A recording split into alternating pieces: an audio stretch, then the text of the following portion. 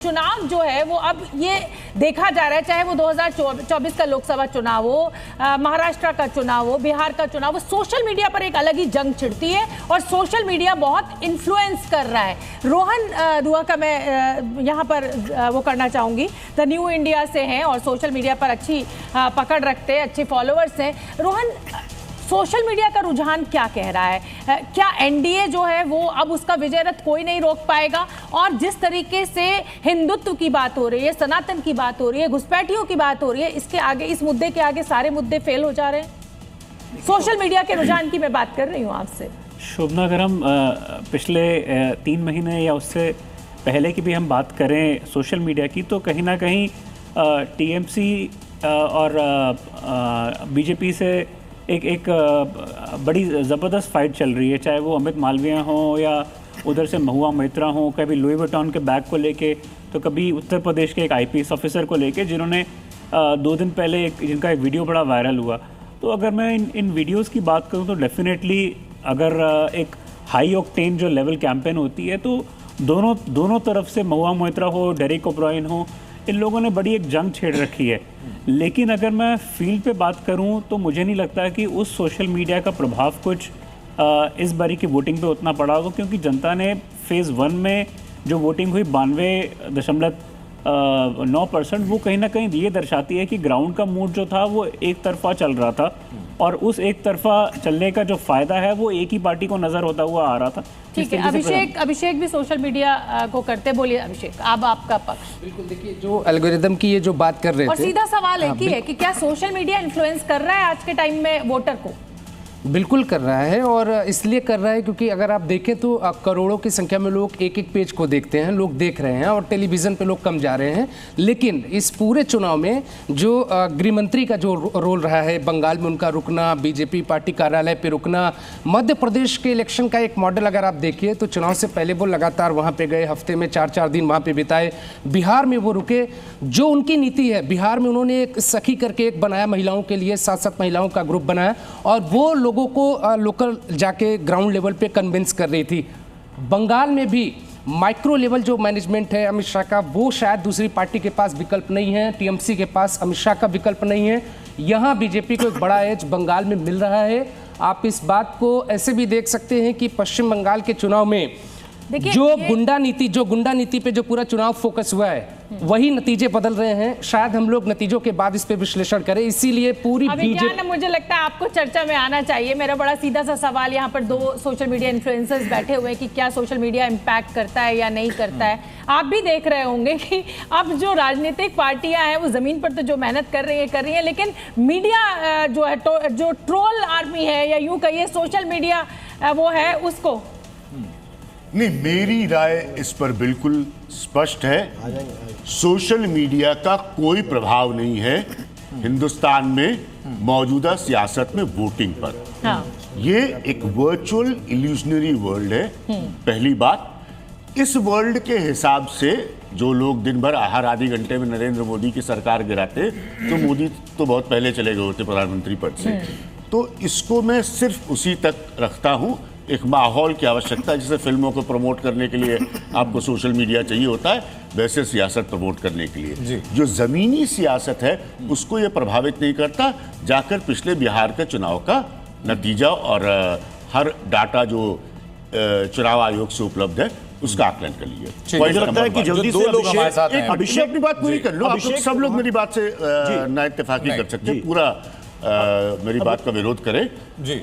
दूसरा पॉइंट ये है कि एक रिक्वायरमेंट सोशल मीडिया ने जरूर पूरी कर दी है, जो अक्कू जी, राजेश जी बताएंगे कि पुराने वक्त में अलग तरीके से होती थी, कि मुद्दे को चैटेराती में, यानी कि बोलचाल, लेकिन अब अभिज्ञान मुझे आपको रोकना पड़ेगा क्योंकि बंगाल का आंकड़ा आ गया और दर्शक इसी आंकड़े का इंतजार कर रहा है। तो जल्दी से टीवी स्क्रीन पर मुझे लगता है अब बंगाल का आंकड़ा हमें शुरू करना चाहिए और इसका इंतजार एआई एग्जिट पोल का इंतजार दर्शक कर रहे हैं। बड़ी खबर के साथ शुरुआत।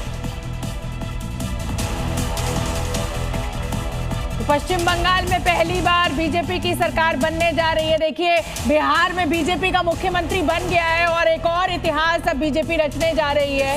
टीएमसी को 129 से 145 सीटें दिख रही है और बीजेपी को 144 से 160 में। ये तो बड़ी कांटे की टक्कर दिख रही है। प्रत्युष, कांटे की टक्कर नजर आ रही है पश्चिम बंगाल का। ये जी न्यूज का एआई एग्जिट पोल आपके सामने है। सर्वे जो है उस सर्वे में ये पता चल रहा है कि बीजेपी बहुमत के पार दिख रही है। 144 से 160 सीटें बीजेपी ला सकती है, यानी कि पहली बार पश्चिम बंगाल में कमल का फूल खिल सकता है। फाइट है पहले देखिए, 129 145 144 160। अगर 2% वोट भी स्विंग अगर होता है हमारे बहुत बोल दिया, 0.1% भी हो गया, अगर होता है तो बदल जाएगा। क्योंकि अभिषेक और पंकज कुसुम दोनों बीजेपी को मिलता हुआ है। अभिषेक और पंकज कुसुम दोनों ग्राउंड में रहे हैं। पंकज जी, मुझे अपना आप आंकड़ा बताइए कि जो हम बता रहे हैं 144 से 160 बीजेपी और टीएमसी 129 से 145, सही मान रहे हैं आप इसको? एक लाइन बाद आंकड़ा बताता हूं। पिछली बार जो चुनाव हुआ था उसमें बीजेपी मंडल स्तर से नीचे नहीं पहुंच सकी थी सांगठनिक दृष्टिकोण से।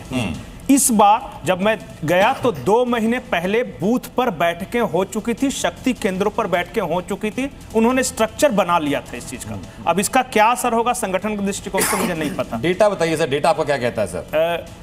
आपका कुछ सही है, लेकिन मैं थोड़ा सा और कम दूंगा बीजेपी को। अच्छा, मेरे हिसाब से 137 से 145-46। तो आपके हिसाब से टीएमसी बना रही है सरकार, आप ये कह रहे हैं? बहुत क्लोज फाइट है, लेकिन 148 का बहुमत है। आपका अनुमान? नहीं, मुझे लगता है, मुझे पहले एक बार रोहन आपके पास आएंगे, लेकिन पॉलिटिकल गेस्ट रोहन गुप्ता का इस समय रुख कर लेते हैं। और रोहन गुप्ता, लड्डू वड्डू बनवाने शुरू कर दिए हैं क्या आपने? बिहार में तो मुख्यमंत्री शिवम त्यागी आ गए हैं हमारे साथ बीजेपी के। भैया, बिहार में मुख्यमंत्री बना लिया, वहां इतिहास रच दिया, कभी बीजेपी का बना नहीं, और अब आप बंगाल में भी बनाने जा रहे हैं। तो क्या माना जाए, लड्डू वड्डू बनने शुरू हो गए कि नहीं 4 तारीख से पहले ही? नहीं, मैं तो कहता हूं कि झालमुरी बेहतर रहेगा। उसका काफी शोर रहा पूरे चुनाव के दौरान, बिल्कुल तैयारी है उसकी, कहीं कोई दो राय नहीं। बिल्कुल खिलाएंगे भी और खाएंगे भी, इसमें कहीं कोई दो राय नहीं है। लेकिन बेहद शानदार इलेक्शन रहा और कहीं ना कहीं मैं मानता हूं कि जिस तरीके से आदरणीय प्रधानमंत्री जी के नेतृत्व में भारतीय जनता पार्टी का एजेंडा सिर्फ सोनार बांग्ला और डेवलप्ड बंगाल बनाने की प्रक्रिया थी, उसकी तरफ जो है बहुत अच्छा चुनाव हुआ, वोटिंग बहुत शानदार हुआ। जाहिर है बहुत सारे इंसिडेंट्स भी देखने में आए जिस पर चुनाव आयोग और सभी फोर्सेस लगातार नजर बनाए हुए हैं, लेकिन चुनाव बेहद शानदार रहा। और जिस तरह से पश्चिम बंगाल की जनता ने बढ़ चढ़कर वोट किया और जो ट्रेंड्स आपके दिखा रहे हैं वो बता रहे हैं कि भारतीय जनता पार्टी की सरकार बनने वाली है। जाहिर है किसी के लिए भी बहुत शानदार बात है। लेकिन शिवम, यहाँ पर 145 सीटें टीएमसी को भी मिल सकती है, यानी मुकाबला इतना आसान नहीं है जितना आप 200 पार कह रहे थे। आपका जो आंकड़ा है वो हमारे एआई एग्जिट पोल के मुताबिक मैक्सिमम 160 तक जा रहा है। देखिए, मैं आपके आंकड़े को भी गलत नहीं कहता हूं, आपको बहुत बहुत शुभकामनाएं अगर आपको कांटे की टक्कर नजर आती है या आपके डेटा में नजर आती है। भारतीय जनता पार्टी ऐसा मानती है कि 2/3 बहुमत के साथ हम सरकार बनाने वाले हैं और जबरदस्त वेव इस बार आपको देखने को मिलेगी। और जिस तरह से इलेक्शन हुआ भी है, जिस तरीके से हताशा, और मैं तो कहता हूं कि चुनाव के अंत तक आते आते अगर आप सीरीज ऑफ बयान देखेंगे सभी टीएमसी के नेताओं के, तो आप समझ जाएंगे कहीं फोर्सेस को धमकाना, कभी वहां के लोकल अधिकारियों को धमकाना, कभी नेताओं को धमकाना। लोकसभा चुनाव का शिवा में इस एल्गोरिदम के साथ में कि 400 पार के नारे के बीच में जीनिया का एल्गोरिदम इकलौता एल्गोरिदम था जिसने कहा था कि भाई 255 से पार जाएं तो बहुत मुश्किल संभावनाएं बनती हैं। ये इकलौता प्लेटफॉर्म था और वही प्लेटफॉर्म आज ये कह रहा है कि आप 144 से 160 तक जा सकते हैं खाली।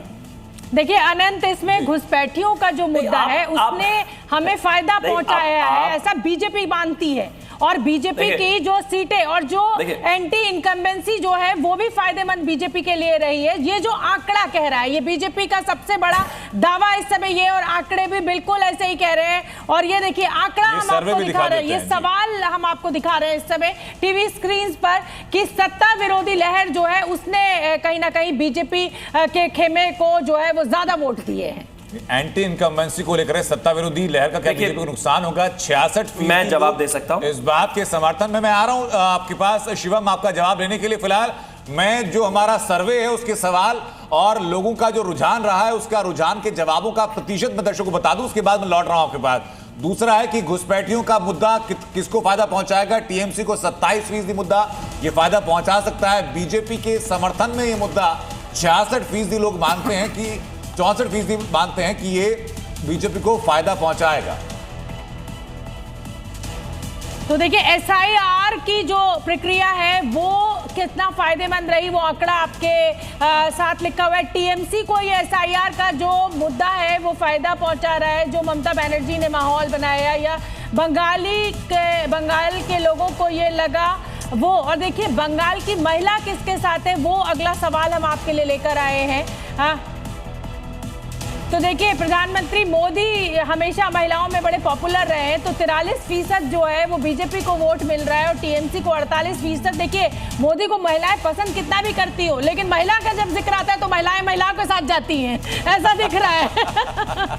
तो देखिए फर्स्ट टाइम वोटर जो है उसका भी आंकड़ा। देखिए फर्स्ट टाइम वोटर्स किसके साथ हैं, तो बीजेपी के लिए ये बेहतर खबर है कि 57% फर्स्ट टाइम वोटर बीजेपी के साथ हैं, 29% टीएमसी को पसंद कर रहे हैं। कांग्रेस के पास 6%, कांग्रेस से ज्यादा अदर्स के पास हैं। अब मुझे जरा बताइए शशांक, इन डेटा को डिकोड कीजिए, कैसे डेटा पूरा निकाला है आपने? जो फर्स्ट टाइम वोटर की अगर आप बात करें क्लोज टू 1% आई थिंक, तो उनके अंदर सबसे बड़ा जो कीवर्ड का जो फैक्ट था वो ये था कि अनएम्प्लॉयमेंट को लेकर के एंड ये बेसिकली माइग्रेशंस को लेकर के उनके अंदर एक बहुत बड़ा फैक्टर था।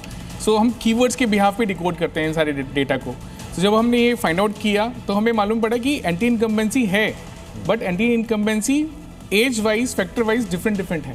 प्लस दूसरी चीज़ ये है कि this is not BJP versus Mamata, this is something governance versus law and order and all, right. So ये सारे फैक्टर्स इन डेटा के पीछे हैं। लेकिन एक सवाल बड़ा सर, पिछली बार जब था वोट का डिफरेंस जो था 10% था, 38-48। इस बार आप कह रहे हैं टीएमसी को 40% मिल रहा है, बीजेपी को 42% मिल रहा है। यानी कि ये हुआ कि बीजेपी के बढ़े तो सिर्फ 5% और टीएमसी के घटे तो 8%। ये 5% क्या अतिरिक्त जो और बन रहा है वो आप अदर्स में ले जा रहे हैं, जो लगता है कि सच होगा अदर्स को का वोट बढ़ा है। सर एक्चुअली ये जो पूरा इलेक्शन था ये इट्स नॉट ममता अगेंस्ट वो नहीं था, it was Mamata TMC against BJP. अच्छा मैं एक मिनट रोकूंगी। देखिए अब पॉलिटिकल गेस्ट हमारे साथ जुड़ गए हैं, शशांक आपके पास भी आएंगे। मोहम्मद इस्तामुल हक हमारे साथ जुड़ गए हैं और टीएमसी के नेता हैं।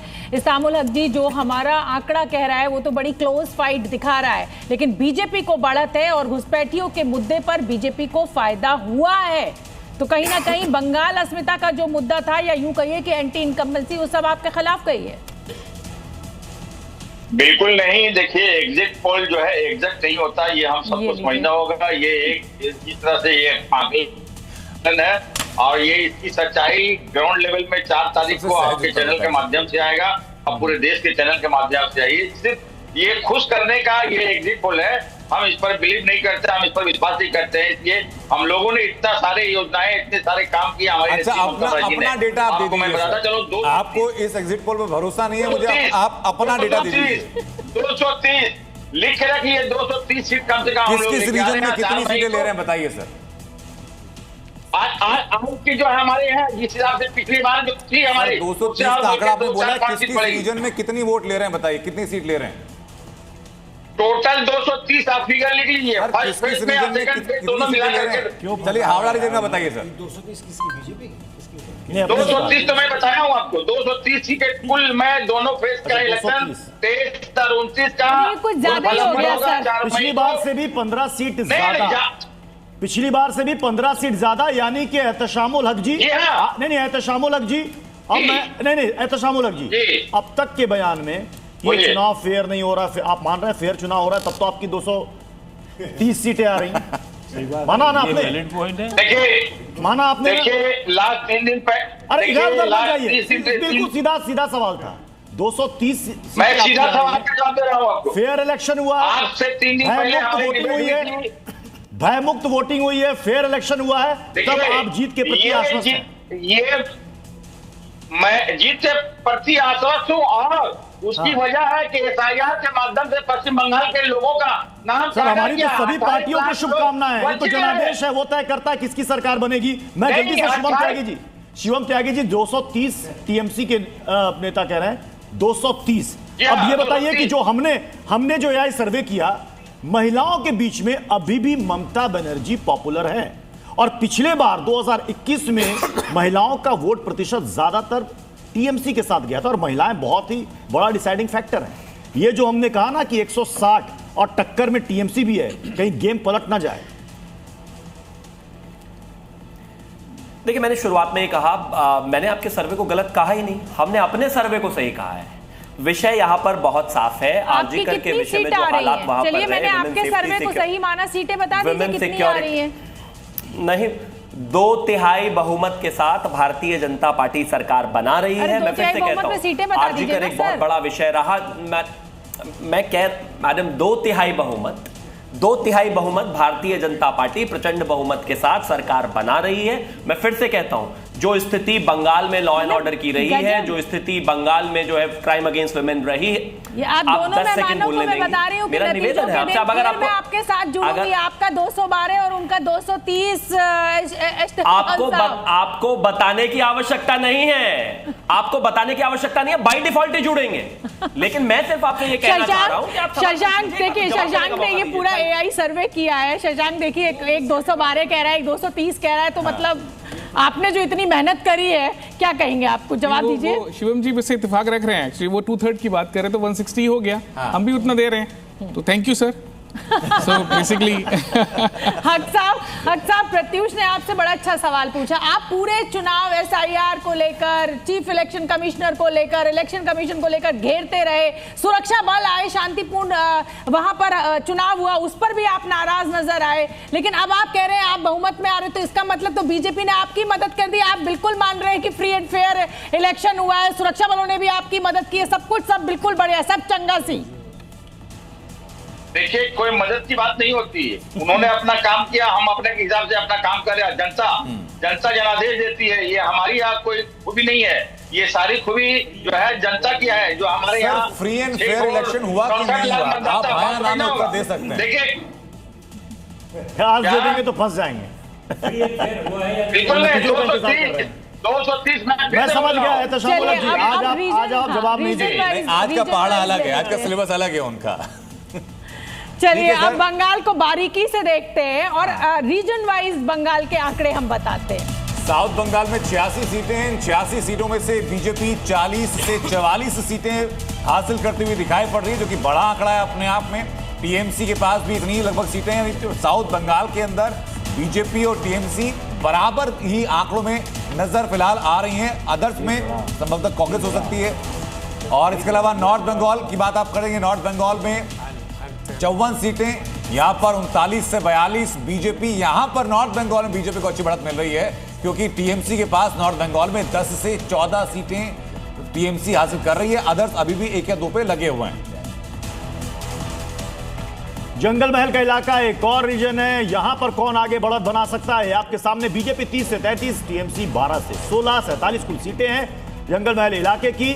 हम आपको रीजन वाइज बता रहे हैं कि कौन कहां बढ़त बना सकता है। अब ये कोलकाता रीजन की बात करते हैं, जो टीएमसी का स्ट्रॉन्ग होल्ड माना जाता है। बीजेपी 14 से 17, टीएमसी 23 से 27, लेकिन यहां पर बीजेपी सेंधमारी करती नजर आ रही है। कोलकाता रीजन में 14 से 17, टीएमसी 23 से 27। लेकिन देखिए, कोलकाता में टीएमसी ने अपना जो दबदबा है वो बरकरार रखा हुआ है। कोलकाता रीजन में टीएमसी को ज्यादा सीटें मिल रही है। हाँ, क्लीन स्वीप था। लेकिन बीजेपी का बढ़ना अपने आप में एक बड़ी डिफीट टीएमसी के लिए है कि भाई आपके किले में सेंधमारी तो कर ही दी। और सबसे बड़ी अगर बीजेपी की उपलब्धि मैं इस पूरे आंकड़े को देखकर मान रही हूं, तो मैं ये मान रही हूं कि वो स्टेट जहां कोई सोच नहीं सकता था, बंगाल जहां पर टीएमसी लेफ्ट और कांग्रेस का दबदबा माना जाता था, वहां पर बीजेपी सरकार अगर बना लेती है तो ये एक तरीके से बीजेपी जो है इतिहास रचेगी। कोलकाता रीजन, तो ये रीजन वाइज हम इस समय आपको आंकड़ा दिखा रहे हैं। और राजेश जी, क्या बीजेपी इतिहास रचेगी? देखिए, अभी नतीजे तो आए नहीं है, ये एग्जिट पोल के आंकड़े हैं। तो क्या बिहार में बीजेपी का मुख्यमंत्री बनना, बंगाल में बीजेपी की सरकार आना, आप क्या माना जाए कि साउथ में भी एआईडीएमके, डीएमके अब अगला नंबर इन्हीं का है? बहुत संक्षेप में जवाब दूंगा मैं, बहुत संक्षेप में जवाब दूंगा। संक्षेप में जवाब ये है कि बीजेपी वहाँ पश्चिम बंगाल में सरकार बनाए या ना बनाए, वो तो मेरे पास क्रिस्टल बॉल नहीं है, वो नहीं बता सकता हूँ मैं, आपका सर्वे बता रहा है।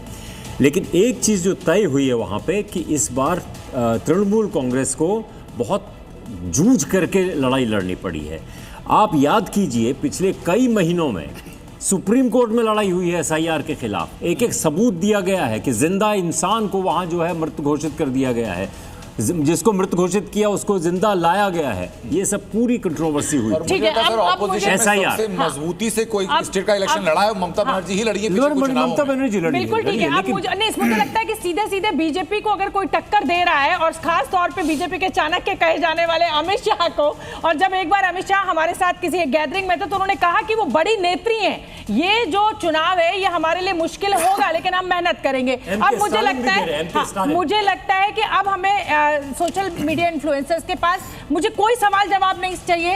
रोहन जी, आपसे मैं शुरू करूंगी। स्टैटिस्टिक्स, हमारा नंबर आपने देख लिया, आपके नंबर से हमारा नंबर क्लोज है या बिल्कुल अलग है? क्या है नंबर एक एक करके सब बता दें अपना। बंगाल में तो ये इसमें कोई दो राय नहीं कि बीजेपी आज के चुनाव एग्जिट पोल्स के बाद में सबसे बड़ी पार्टी उभर होकर आनी चाहिए। लेकिन जहां तक तमिलनाडु का सवाल है, मैं नंबर की बात कर रही हूँ, आपका नंबर क्या कह रहा है? नंबर बताइए। बंगाल मुझे लगता है कि बीजेपी मेजॉरिटी ना क्रॉस करेगी, बट लार्जेस्ट पार्टी उभर के आएगी। मेजॉरिटी क्रॉस नहीं करेगी। अभिषेक, मुझे लगता है पश्चिम बंगाल में बीजेपी मेजॉरिटी के साथ आएगी, और वहाँ पे जो अधिकारी काम कर रहे हैं, हमने कई लोगों से बात की, बहुत सारे लोगों का कहना है कि शायद अगर ब्यूरोक्रेसी के लोग अगर कहते हैं कि ये चीज़ होने जा रही है, तो मुझे लगता है कि शायद वहाँ पे सही रिपोर्ट है बीजेपी के लिए। कितनी आएंगी? लगभग 155-60 आप आंकड़ा लेकर 155 से 160 हमारी टैली के ही बराबर है, हमारे अनुमान के बराबर है। पंकज प्रसून सर, मेरा 135 से 145 है, लेकिन सरकार बीजेपी की ही बनेगी। 2-4 कम भी रहेगा। कैसे बनेगी सर?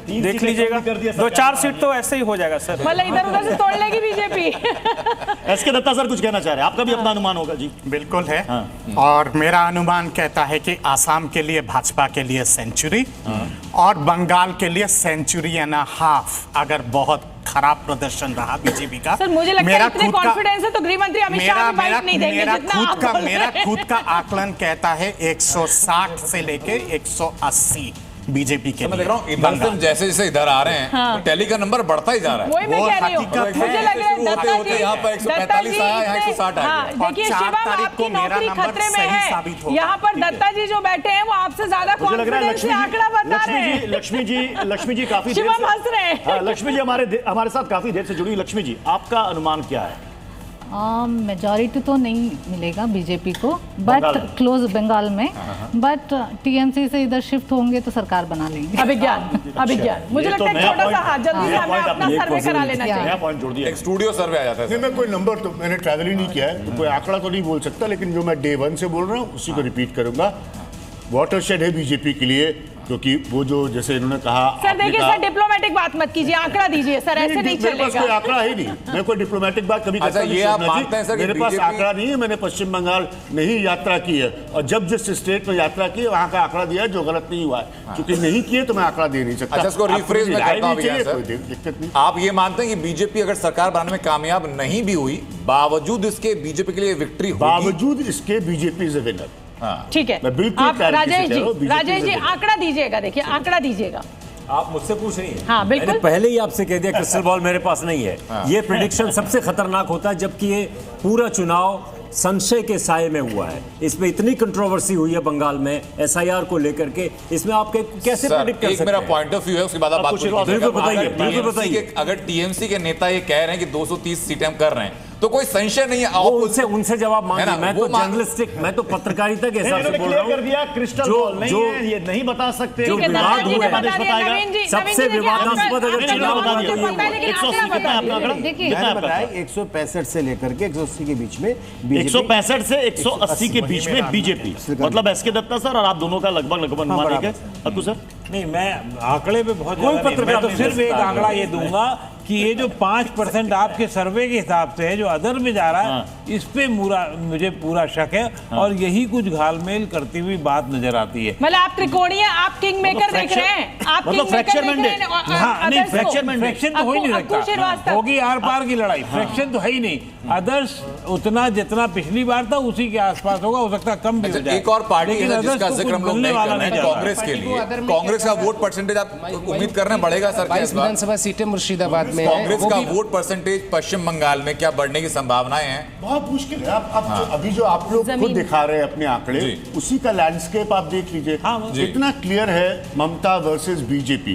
बाकी कोई किसी के बहुत एक्सपेंशन की या परिवर्तन की कोई जगह ही नहीं नजर आ रही, क्योंकि पंकज अच्छा, मुझे लगता है भवानीपुर सीट भी जरूर यहाँ पर चर्चा करनी चाहिए, और ये चर्चा इसलिए जरूरी हो जाती है क्योंकि पिछली बार नंदीग्राम में जिस तरीके से ममता बनर्जी 1600-1700 वोट से हारी और उसके बाद उन्हें अपनी सीट बदलकर भवानीपुर जाना पड़ा। भवानीपुर में भारी बहुमत से वो विजयी बनी, लेकिन 41 लाख वोट वहां से क्योंकि डिलीट हुए हैं। तो अभिज्ञान इस बार भवानीपुर को आप कैसे देख रहे हैं? ये ममता 41,000 माफ कीजिए 41,000। तो इस चुनाव को, भवानीपुर के चुनाव को आप अभिज्ञान कैसे देख रहे हैं? क्या ममता बनर्जी के लिए सच में भवानीपुर मुश्किल होने वाला है? शुभेंदु अधिकारी यहाँ पर असर दिखाएंगे? बहुत अच्छा सवाल है, क्योंकि आप पॉलिटिक्स में अगर देखिए, अक्सर होता है जब कोई नेता इतना बड़े कद का होता है, जैसे ममता बनर्जी हैं, उसका एक चुनाव अंततः रिफ्लेक्टिव हो जाता है उसके पूरी स्टेट के परफॉर्मेंस पर। तो इसीलिए जो कुछ भी होता है, मैं 4 मई की तो भविष्यवाणी नहीं कर सकता, लेकिन ये जरूर कहूंगा कि वो रिफ्लेक्टिव होगा पूरे स्टेट पर, क्योंकि वो इतनी क्रूशियल फिगर बात पूरी करें सर, मैं एक अपडेट देता हूं। 6 बजे तक के जो आंकड़े हैं वो सामने आ चुके हैं। लगभग 91% के आसपास फेज 2 में वोटिंग हुई है। अभी संभावनाएं हैं कि जो लाइन में खड़े हुए लोग हैं, जब कुछ घंटों के बाद उनके भी आंकड़े सामने आएंगे तो ये आंकड़े और बढ़ेंगे। 2021 में इन्हीं 142 सीटों पर लगभग 80% की वोटिंग, यानी कि लगभग 11-12% का शिफ्ट हम लोग यहाँ पर भी देख रहे हैं। कुछ का तर्क ये भी कि चूंकि बेस कम हो गया है इसलिए भी वोटिंग परसेंटेज बढ़ा हुआ है। ठीक है, अक्कू श्रीवास्तव, हर बार ममता बनर्जी की बॉडी लैंग्वेज की बात हो रही है और ये कहा जा रहा है कि इस बार वो थोड़ा सा पीछे दिखाई दे रही है। खेला होबे, आपको याद होगा पिछली बार प्लास्टर लगा के और जिस तरीके से वो खेला होबे एक नारा दिया गया था और वो उस खेला होबे ने खेला कर भी दिया था। लेकिन इस बार तो फुटबॉल जो है वो प्रधानमंत्री नरेंद्र मोदी के हाथ में दिखाई दे रही है, गोल वो मार रहे हैं। तो क्या लग रहा है ये नैरेटिव क्या जमीन पर दूसरे चरण में आपको लग रहा है ट्रांसफर हुआ होगा? बिल्कुल ठीक कह रहे हैं आप, लेकिन इसमें ममता बनर्जी जो है वो पूरे अगर चरण में देखा जाए, जैसे अभी कुछ 2-3 दिन पहले का था जब उनसे एक चिंतक उनका पैर छूने लग गया तो उसमें घबरा गए और बहुत बुरी तरीके से उनकी हालत थी। बाद में आज भी जो उन्होंने जिस तरीके से बयान दिए वो बहुत डिस्परेशन के बयान लगते हैं। मुझे ऐसा लगता है कि शुभेंदु अधिकारी ने भवानीपुर में ममता बनर्जी को घेरने की पूरी कोशिश है, लेकिन मेरा मानना है कि एक शुभेंदु अधिकारी नंदीग्राम से जीतेगी, ममता वहां से जीतेगी, मुझे ऐसा लगता है। सर, इसमें भवानीपुर बीजेपी के लिए हारना बड़ी मुसीबत है। बीजेपी के आइडियोलॉजिकल फादर श्यामा प्रसाद मुखर्जी का घर है वहां। अरे ये पुरानी बातें, ये सब पुरानी बातें कैसे सर? ये 40 साल से महापुरुष मानकर चलते हैं, पार्टी दफ्तर में उनकी फोटो है, उनके घर वाली सीटें हार जाएंगी। ऐसा नहीं होता है कि उनका घर है तो फिर उन्हीं का रहेगा। भवानीपुर एक सिटिंग मुख्यमंत्री का हारना एक बहुत बड़ा जिसे कहें सेटबैक होता है पार्टी के लिए। वो पिछली बार हम देख चुके हैं और इस बार फिर भवानीपुर पर जिसे कहा जाए कि नाक की लड़ाई है, दांव पर इज्जत लगी हुई है। लक्ष्मी जी। हाँ जी, ये जो कॉन्स्टिट्यूंसी है इतना इम्पॉर्टेंट है, वहाँ पे अगर बड़ा लीडर अगर हार जाते हैं तो उसका रिपल इफेक्ट तो होता ही है, कॉन्फिडेंस टूट जाती है। सो वहाँ का लीडर कैसे उभर के आएंगे एक क्वेश्चन मार्क है।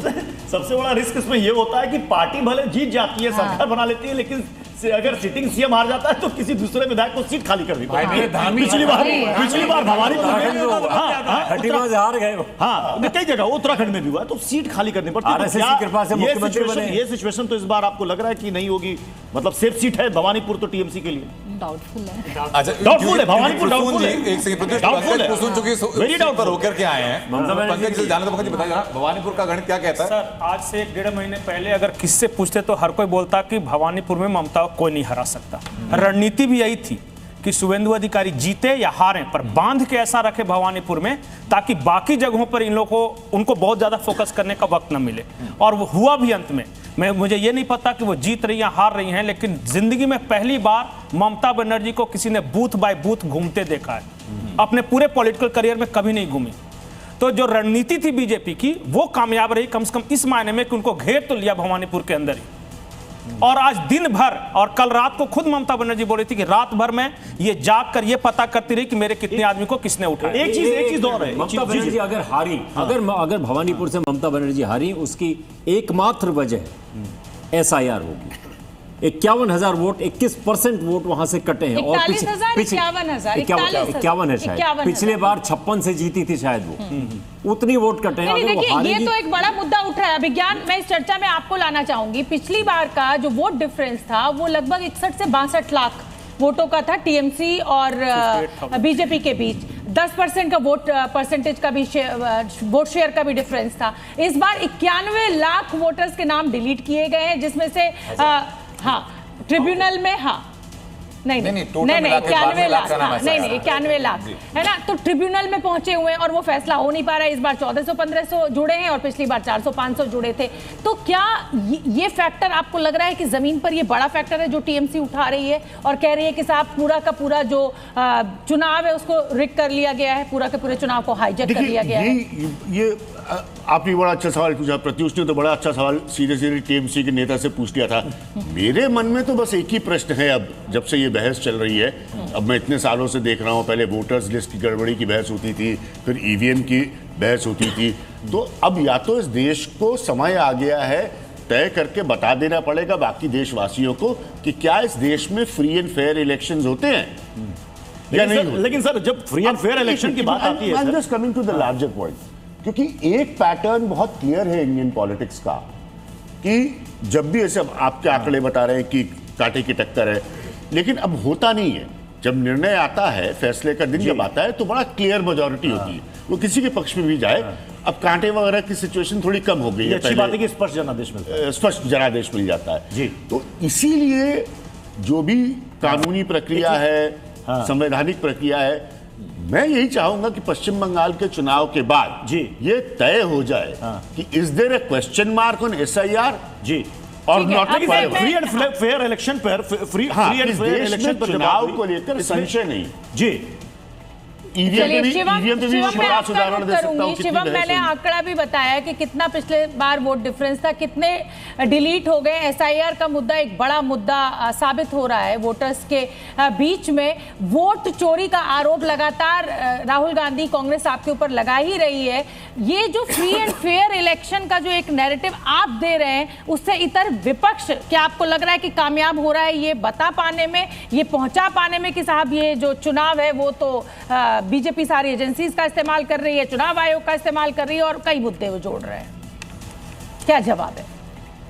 अगर वो इस बात को कम्युनिकेट कर पाते तो तमाम राज्यों में सरकारें उनकी होती। सुप्रीम कोर्ट में अप्रॉक्सीमेटली 46 एप्लीकेशंस गई हैं इलेक्शन कमीशन को लेकर, हर जगह पर उनको मुंह की ही खानी पड़ी है। हो सकता है भारतीय जनता पार्टी के नैरेटिव से या भारतीय जनता पार्टी की बातों से यहां पर या फिर कहीं पर भी बहुत सारे लोग इत्तेफाक ना रखें, लेकिन जाहिर है कि by end of everything. Shivam, एक छोटा सा जवाब मुझे दीजिएगा। आप भारत के नागरिक हैं और जहां को आप बिलोंग करते हैं, सपोज कीजिए आप दिल्ली को बिलोंग करते हैं या उत्तर प्रदेश को, और आप वोट ना दे पाए, तो क्या इसे आप ये मानते हैं कि ये आपके वोट देने के अधिकार के खिलाफ है और ये जस्टिफाइड नहीं है बतौर इंडियन कि मैं वोट ही नहीं दे पा रहा हूं? मैं आपके ऊपर लेके पूछ रही हूं, बाकी छोड़ दीजिए। मुझे पूरी उम्मीद है कि 45 मिनट में कोई एक 20 सेकंड ऐसी रहेगी जहां आपका सवाल मुझसे छोटा और जवाब मुझे थोड़ा सा बड़ा देने का मौका मिलेगा। मैं आपसे एक चीज कहना चाहता हूं कि जाहिर है ऐसा कोई नहीं चाहता, लेकिन अल्टीमेटली घुसपैठियों का एक बहुत बड़ा इशू लगातार इस देश में रहा है, दिक्कतें रही हैं। इस विषय को लेकर भी सुप्रीम कोर्ट में ऑलरेडी TMC की ममता बनर्जी खुद जो है पार्टी बनकर गई थी। वहां पर सुप्रीम कोर्ट की ऑब्जर्वेशन में ही ये चुनाव, बिल्कुल सुप्रीम कोर्ट की निगरानी में ही ये किसी तरह की पूरी प्रक्रिया आगे बढ़ी है। इसमें तो आने वाला जी तो ये कई न्यायिक अधिकारी इसमें जुड़े हुए थे ट्रिब्यूनल में, जो जितना लंबा सवाल, केसेस सॉल्व भी जितना लेकिन जितना लंबा सवाल है उतना तो अच्छा, जवाब सुन लेते हैं। Thank you. तो जाहिर है फ्री एंड फेयर इलेक्शन की जो बात है वो बाय डिफॉल्ट वहां पर खत्म हो जाती है। हां, मैं इस बात से बिल्कुल इनकार नहीं करता कि इस देश में किसी भी व्यक्ति को वोट ना देने का अगर मतलब विषय आता है तो ऐसा नहीं होना चाहिए, परंतु मैं इस देश की सुप्रीम बॉडी को भी सुप्रीम मानता हूं और अल्टीमेटली अगर आपको कोई भी चीज या कोई भी संशय या कोई भी दिक्कत या कोई भी परेशानी इलेक्टोरल रोल में लगती है तो जाहिर है अल्टीमेटली आपको कोर्ट के पास ही जाना पड़ेगा। चुनाव जीतने के बाद इस बात पर सन्नाटा छा जाता है और चुनाव हारने के बाद ऐसी बातें कि फ्री एंड फेयर है कि नहीं, एसआईआर पर सवाल है कि नहीं। ठीक है शिवम त्यागी जी, मैं जल्दी से कमेंट चाहूंगा, मैं जल्दी से कमेंट चाहूंगा। मैंने आपकी बात कही भी, मैंने आपकी बात कही भी नहीं, मैंने विपक्ष को ही जवाब दिया। ठीक है शिवम जी, मैंने आज सुबह भी इसका जिक्र किया था कि मतलब सत्तारूढ़ पार्टी कहीं की भी हो, मतलब चुनाव आयोग पर हमेशा वो इल्जाम लगाएगी। मैं 2005 केजे राव, बिहार में कितनी बूथ कैप्चरिंग होती थी, केजे राव स्पेशल ऑब्जर्वर बन के गए, वहां पर सबसे पहले केंद्रीय बलों की तैनाती हुई, संदिग्धों को बकायदा चेतावनी दी गई, वार्निंग दी गई। उस वक्त भी आरजेडी ने आरोप लगाया कि ये तो निष्पक्ष चुनाव है ही नहीं, ये तो पक्षपात कर रहे हैं। टीएन सेशन के समय भी यही हुआ। क्या नहीं पॉइंट है वैसे? अब सोचिए, सत्तारूढ़ पार्टी हमेशा कहती है नहीं तो ये तो फेयर इलेक्शन है ही नहीं, जब नतीजे उनके पक्ष में आते हैं नहीं तो जनादेश। एक बड़ा इत्तेफाक बताओ, मुझे किसी ने मेरे ही एग्जिट पोल की 2014 की एक क्लिप भेजी जिसमें एक बड़ा सेगमेंट था सवाल पूछने का, वोटर लिस्ट की गड़बड़ी।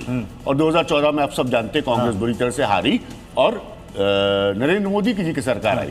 तो अब सत्ता में कौन थी?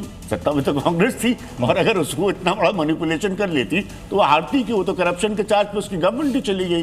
तो इसीलिए मेरा ये कहना है कि एक बार जब ये शिवम त्यागी जी ने भी सही बात बोली कि भाई शोभना का भी सवाल सही है, किसी को ये नहीं लगना चाहिए कि हमारा एक नागरिक होते हुए वोटिंग राइट गया, और किसी को ये नहीं डाउट होना चाहिए कि भाई चुनाव अब मैं इस सवाल से इधर होते हैं। अब ये मुझे लगता है इस पे हमने काफी डिस्कशन कर लिया। अक्कू श्रीवास्तव, जो मैं सुबह भी कह रही थी, विपक्ष के लिए ये जो लड़ाई है ये अपने अस्तित्व की लड़ाई है। आप समझ रहे हैं, इसके बाद उत्तर प्रदेश का चुनाव है, इसके बाद लोकसभा चुनाव खड़ा हो जाएगा, गुजरात का चुनाव है, मध्य प्रदेश, राजस्थान, छत्तीसगढ़, एक के बाद एक चुनाव जो है विपक्ष कहीं ना कहीं बिल्कुल मुंह की खा रहा है। आरजेडी ने बिहार में खाया, महाराष्ट्र में जो हाल हुआ, तो क्या लग रहा है कि ये जो विपक्षी जो इंडिया गठबंधन है इसके लिए ये लड़ाई बहुत अहम होती, जो इससे अच्छे से लड़ी नहीं? बहुत ज़्यादा अहम है। क्योंकि भारतीय लोकतंत्र के लिए मेरा तो मानना है कि कम से कम एक आध नेता, एक आध बड़े लोग रहना चाहिए, पार्टियां रहनी चाहिए।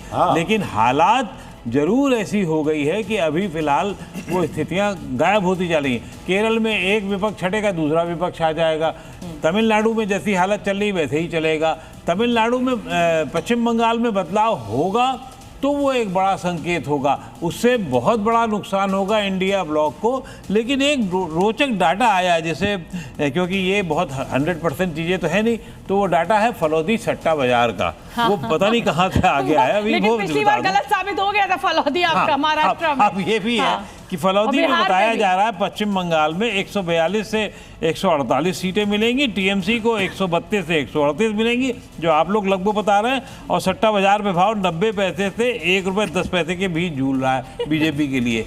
अब ये कैसे होता है, क्या होता है, ये भगवान जाने। सट्टा बाजार की बात हुई है, सट्टा बाजार का डेटा शाम का डेटा मैच कर रहा है। मतलब भाई देखिए, अब अगर वही मिल रहा है तो मैं क्या करूँ?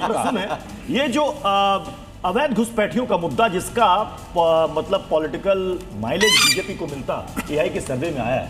आप लोग जब ग्राउंड में थे ये बड़ा मुद्दा था? बिल्कुल, बहुत बड़ा मुद्दा है। देखिए, घुसपैठियों का जो मुद्दा है, चाहे वो असम हो चाहे वो बंगाल हो, ये दोनों प्रदेश ऐसे हैं जहाँ पे घुसपैठियों से काफ़ी लोकल लोग बहुत दिक्कत में हैं। और वो लोकल लोग जो है वो 2014 से पहले से भी दिक्कत में। ऐसा नहीं कि 2014 में भाजपा की सरकार आई उसके बाद ये दिक्कतें आनी शुरू हुई हैं, उससे पहले भी ये दिक्कतें रही हैं। और वो दिक्कतें 2019 में नज़र आई जब चुनाव आयोग ने भी रिपोर्ट सबमिट करी। आपको याद हो 2021 का जो वायलेंस था उसमें कुछ 5000 लोग फैमिलीज़ चली गई थी असम में। तो वो जो दिक्कतें हैं वो आज भी नज़र आ रही हैं। और उसी कारण से जो आपके आंकड़े दिखा रहे हैं, जिसका ये मैं देखूँ अगर समीकरण जो नज़र आ रहा है, वो भाजपा इसीलिए सिंगल लार्जेस्ट मेजॉरिटी बनती हुई नज़र आ रही है बंगाल में। और क्यों ना आए, क्योंकि जिस तरीके से वो दिक्कतें थी उसका कहीं ना कहीं गुस्सा, जो एंगर था, वो वोटिंग में नज़र आएगा ही आएगा। हालांकि मुझे ये अभी भी इस बात से मैं शिवम त्यागी के बिल्कुल सपोर्ट में हूँ कि फ्री एंड फेयर इलेक्शंस जो हैं वो इस बार इसलिए भी हुए क्योंकि सेंटर की वहाँ पे जो पावर थी, वो सेंटर की जो पैरामिलिट्री फोर्सेस थी, अगर वो ना होती तो शायद वो इलेक्शन फ्री एंड फेयर ना होता। वो फ्री एंड फेयर हुआ ही इसलिए क्योंकि पैरामिलिट्री फोर्सेस आज वो मौजूद थी वहाँ पर। जी बिल्कुल जी, दत्ता जी।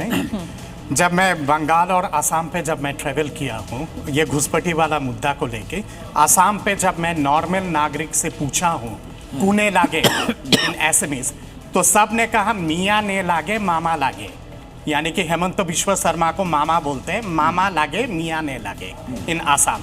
और बंगाल में जब गया हूँ तो महिलाओं ने कहा है कि दादा ए बार शाखा सिंदूर पलार लड़ाई, यानी कि सिंदूर की शाखा और पला जो बंगाली मैरिड वुमेन उनकी लड़ाई है, अस्तित्व की लड़ाई है। तो घुसपैठी जो है वो आसाम पे भी बहुत बड़ा मुद्दा है, बंगाल पे भी बहुत बड़ा मुद्दा है। और पिछले 30-35 साल का आंकड़ा उठा के देखेंगे तो डेमोग्राफिक ट्रांसफॉर्मेशन पूरे दोनों स्टेट में हुआ है, तो इसलिए एक जेन्युइन विषय है जिसको नजरअंदाज नहीं किया जा सकता है। ठीक है सर, इसमें प्रसून जी कुछ कहना चाह रहे हैं। आसाम का बारपेटा जिला है, हम बहुत सारी झुग्गियों में गए थे पड़ताल करने के लिए, अलग अलग राज्यों में सेटलमेंट। तो एक बारपेटा एक जिला है आपके यहाँ, बारपेटा के नाम पे हरियाणा में, पानीपत में, यूपी के लखनऊ में, मध्य प्रदेश में, कानपुर में, अलग अलग जगहों पे आपको ये पूरा सिंडिकेट मिलेगा। ठीक ऐसे ही बंगाल वाला पैटर्न है जो आपको मिलेगा मुर्शिदाबाद के नाम पे कि मुर्शिदाबाद से, लेकिन बहुत सारे लोग, बड़ी संख्या में उन जगहों में रहने वाले लोग वहाँ के नहीं। बीजेपी ने इस बार आसाम चुनाव में भी और बंगाल चुनाव में भी उस पर बहुत काम किया। एसआईआर यहाँ पे बहुत कारगर साबित होगा मुझे लगता है। घुसपैठियों का वोट बीजेपी ने पश्चिम बंगाल में रोका है अब तक, और उसकी पहली झलक आपने देखा था कि जो ये दक्षिण परगने वाले जो इलाके थे वहाँ से लोग जा भी रहे थे, आपने देखा था। ये वो लोग थे जो आए तो थे लेकिन उनका दस्तावेज नहीं बना था, लेकिन ठीक है जो जो जो जो वैसे इलाके पश्चिम बंगाल के या आसाम के जहाँ पे लोग बहुत पहले आए उन लोगों ने लैंग्वेज सीख ली। जैसे बारपेटा में 42% से ज़्यादा लोग बंगाली बोलते हैं, जबकि वहाँ की लैंग्वेज असमीज है। बिल्कुल ठीक है। अभिज्ञान में विमेन रिजर्वेशन बिल पर आना चाहूंगी। भाई संसद में विमेन रिजर्वेशन बिल के ऊपर काफी बवाल मचा, वो था परिसीमन बिल, वो पास नहीं हुआ, लेकिन बीजेपी ने कहीं ना कहीं ये नैरेटिव सेट करने की कोशिश की कि साहब महिलाओं के अगेंस्ट है। ये जो नैरेटिव सेट किया गया वो कुल मिलाकर ममता बनर्जी का जो महिला वोटर था उसके लिए किया गया। अब बंगाल में आपको लग रहा है कि ये जो नैरेटिव सेट किया गया था इसका असर इस मतदान में दिखेगा, इसका नतीजों पर कोई असर पड़ेगा, या ये मुद्दा जो है वो घुसपैठियों और बंगाल अस्मिता के बीच कोई मुद्दा ही नहीं? बहुत सीधा असर तो नहीं पड़ेगा, लेकिन कुछ मुद्दे ऐसे होते हैं जिनका एक किस्म से बैक एंड रिफ्लेक्शन होता है, आप भी जानते हैं इसको बहुत अच्छे से। क्योंकि ममता बनर्जी एक बहुत ही देश की लोकप्रिय महिला नेता हैं और एक कद है उनका भारतीय राजनीति में, तो उसका एक रिफ्लेक्शन होगा। हाँ, डायरेक्ट सीधा प्रभाव मुझे नहीं लगता पड़ेगा। लेकिन एक चीज मैं तमिलनाडु के बारे में कहना चाह रहा हूँ जी। तमिलनाडु में आपको याद होगा कि 16 अप्रैल को जो एम.के. स्टालिन है उन्होंने वो बिल जलाया था और 24 अप्रैल को 23 अप्रैल को वहाँ पोलिंग हुई थी। गांव-गांव में ये मैसेज भेज गया कि ये जो फेडरल स्ट्रक्चर है इसको नरेंद्र मोदी सरकार डेमोलिश करना चाह रही है। इसी वजह से आपका जो आंकड़ा दिखा रहा है वन ऑफ द फैक्टर्स, मैं कह रहा हूँ सिर्फ यही वजह नहीं थी। परसेप्शन 2024 के चुनाव में भी था सर कि आरक्षण खत्म कर देंगे या संविधान बचाने की जरूरत है। राहुल गांधी ने कहा कि संविधान बदल देंगे लोकसभा चुनाव से पहले। 2024 के लोकसभा चुनाव की बात कर रहा हूँ कि ऐसा परसेप्शन विपक्ष ने तभी प्रोजेक्ट किया था कि अगर दोबारा मेजॉरिटी में अगर आ गए संविधान खत्म हो जाएगा, और उसने काम किया तभी संविधान के आसपास सिमटे थे। लेकिन अभी जो आपका दिख रहा है वो जो उन्होंने जलाया उसका सिंबॉलिक मीनिंग था। अभिज्ञान, अब मैं इस पूरे चुनाव को अगर देखूं तो विपक्ष कहीं ना कहीं राज्य दर राज्य खत्म होता जा रहा है। क्या देश के लिए ये एक बड़ी चिंता होनी चाहिए? क्योंकि कोई चेक एंड बैलेंस मतलब कैसे होगा अगर विपक्ष इतना कमजोर होगा? तो आप भी जानते हैं कि लोकतंत्र में विपक्ष की अपनी एक भूमिका है। मैं बहुत वर्षों से ये बात कह रहा हूँ, आज से नहीं कह रहा हूँ कि मजबूत विपक्ष का होना बहुत जरूरी है। और हमेशा ये याद दिलाता हूँ, भारतीय जनता पार्टी के बारे में इतने सालों से उस पार्टी को बनते उठते देखा है मैंने कि जबरदस्त विपक्षी दल था भारतीय जनता पार्टी। कभी मत भूलिएगा, आज वो आपको ऐसा सत्ताधारी नजर आ रहा है, लेकिन एक बहुत कमाल की ऑपोजिशन पार्टी थी। उसने सिर्फ बताया ऑपोजिशन पार्टी का रोल क्या होता है। तो Congress has to also take it share of lessons, क्योंकि काफी वक्त हो गया, 10 साल वो सत्ता में रहने के बाद आज वो विपक्ष में है। तो मैं इसमें अगला सवाल ये जोड़ूंगी, अगला सवाल मैं ये जोड़ूंगी अभिज्ञान, चाहे दिल्ली में अरविंद केजरीवाल की पार्टी हो, वो अपना एक अलग सुर गा रहे थे। जब कांग्रेस बात करती थी तो कहते थे नहीं साहब, कांग्रेस का हम जो वो है लीडरशिप वो नहीं स्वीकार करेंगे। उधर ममता बनर्जी अपना अलग ही राग गाती थी। तो आपको क्या लग रहा है कि अब ये अरविंद केजरीवाल के ऊपर जो आफत आई है, जिस तरीके से राघव चड्ढा ने छोड़ा है, और इधर ममता बनर्जी, तो आपको लग रहा है कि अब विपक्ष जो है, उधर आरजेडी हारी चुकी है, वहां उद्धव ठाकरे हैं, तो कुल मिलाकर क्या आपको ऐसा लग रहा है कि अब ये सब एकजुट होकर और तस्वीर थोड़ी सी टक्कर मजबूत होगी?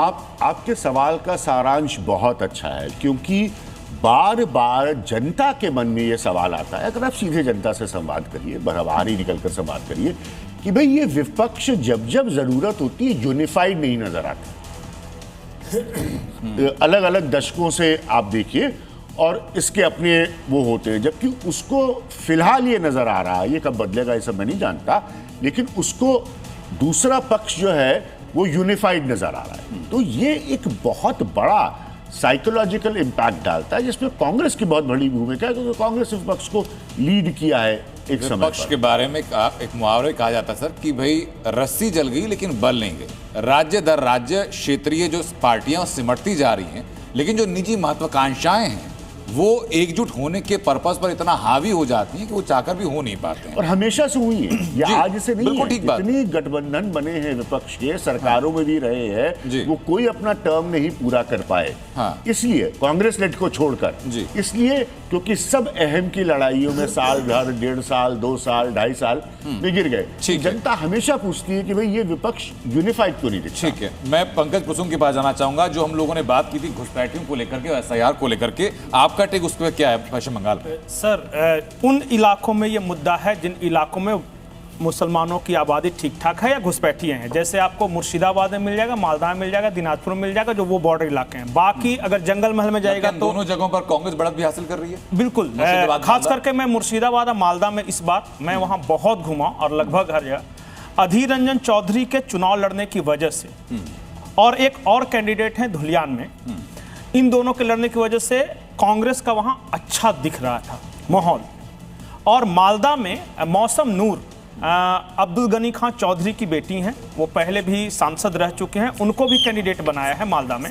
तो मालदा, फरक्का, वो कालियाचक वाला इलाका, यहाँ पे कांग्रेस तक दिख रहा था कि ठीक ठाक हो सकता है जीतने की स्थिति में हो, क्योंकि अगर कांग्रेस हारी भी तो कम से कम इतना वोट तो उसे जरूर मिल रहा था कि टीएमसी को हरा दे।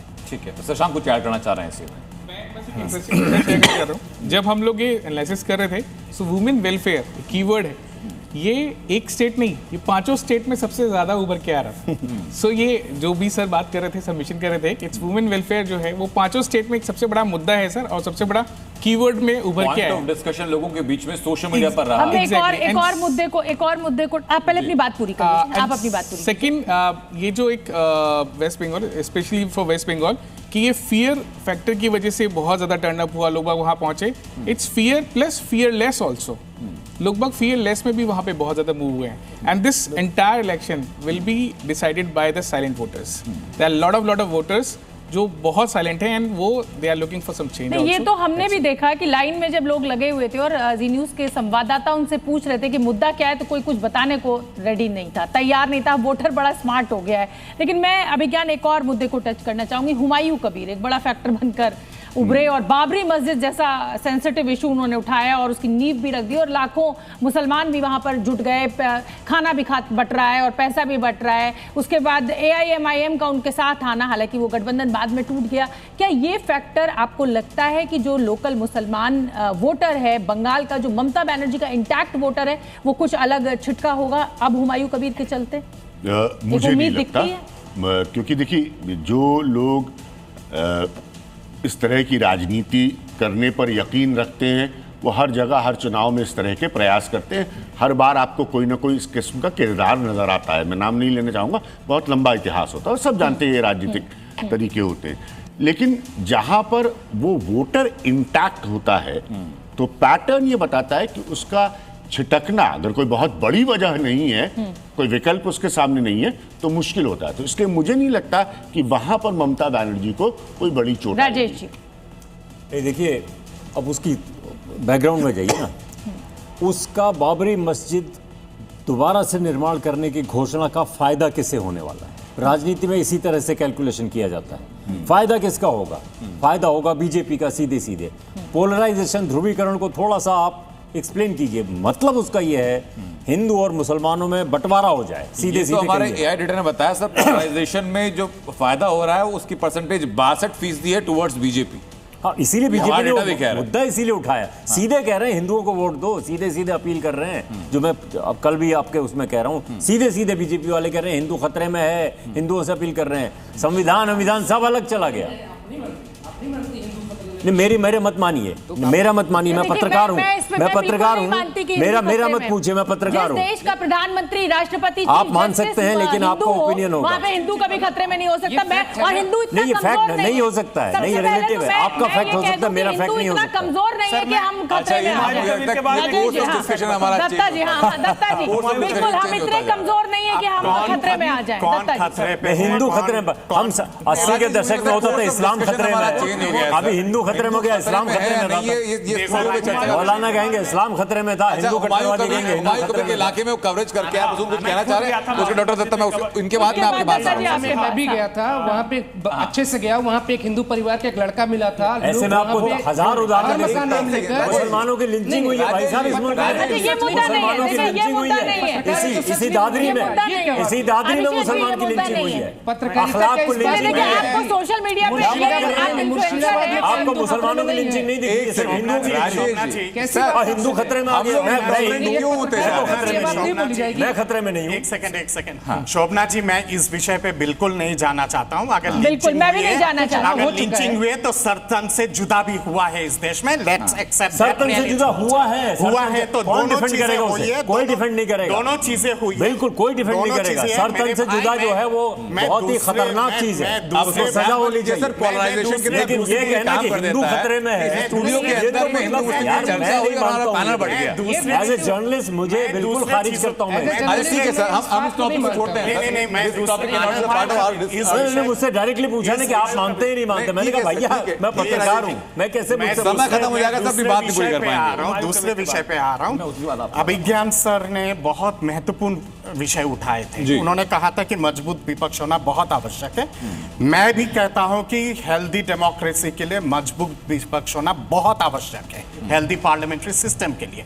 पर हम क्या करें अगर विपक्ष का मेन मुखिया अगर सत्ता पक्ष के लिए वरदान साबित हो तो क्या कर सकते हैं? ये बात क्या सही कर है, सकते हैं? इस कुछ बात नहीं से कर सहमत सकते। है। दूसरी बात यहाँ पे ये आती है, मैं आपसे थोड़ी देर पहले चर्चा कर रहा था, आदर्श जितने हैं बंगाल में बीजेपी टीएमसी छोड़ के, जिसपे लेफ्ट फ्रंट भी आता है, कांग्रेस भी आता है, फुरफुरा शरीफ भी आ जाता है, सब आ जाते हैं। ये सब के सब मिला के 10 से लेके 14% अब वक्त इतना ही है, वक्त इतना ही है। और नतीजों के दिन 4 मई को ये चर्चा फिर जारी करेंगे। ये मेहमानों का पैनल भी हमारे साथ होगा और साथ में नतीजे भी होंगे, पॉलिटिकल गेस्ट भी जुड़ेंगे। फिलहाल मुझे और आनंद को दीजिए इजाजत।